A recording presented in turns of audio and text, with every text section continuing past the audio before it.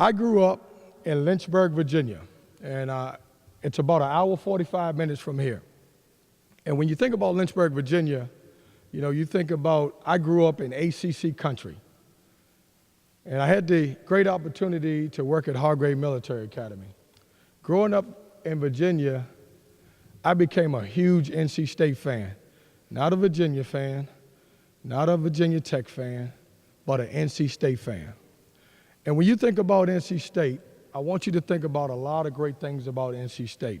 Well, I want you to think about this, the great tradition that they have. You know, the former players that you will talk about, the alumni, when you talk about headed by David Thompson.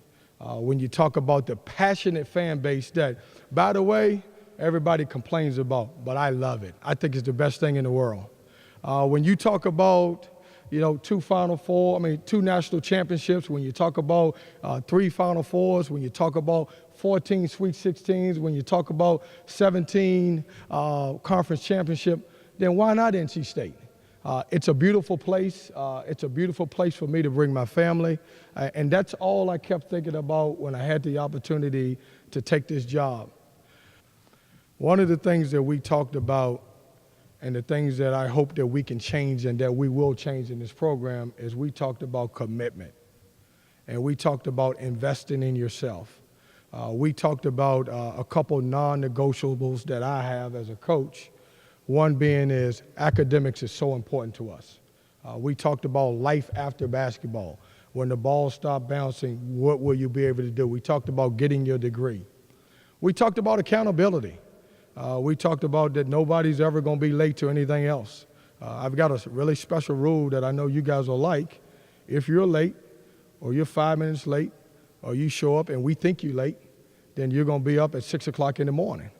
And I got to be there. So that's not a really good thing. We talked about playing for the front of the jersey and not the back.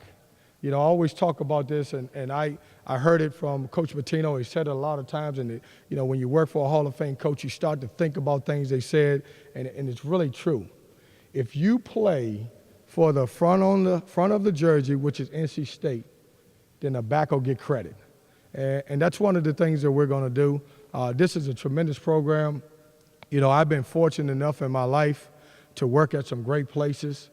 When you talk about my start at Hargrave Military Academy, where we were able to coach some alumni guys, and, you know, to name a few, Lorenzo Brown and Anthony Grundy, we had a tremendous run there. You know, over my 10-year span as a head coach, we were 263-17. I had an unbelievable opportunity to go and work at Louisville. The only reason I'm talking about Louisville, because when I worked there, they was not in the ACC. It was a Big East, so don't get mad at me for that. At Louisville, we had the great opportunity my first year to go to the Final Four. The second year, I kept thinking to myself, you go into the Final Four, what can you do next? That group of guys decided that they wanted to win it all. We had an opportunity to go back to the Final Four, and we won a national championship. We were the last team to cut the nets down. My last year there, we went to the Sweet 16, which was great, and those were 3 great years of my life. Going to Wilmington, my first year, when I took the job, we were picked 9th out of 10th in the league. And the only reason we were picked 9th is because Elon just joined the conference 2 months before.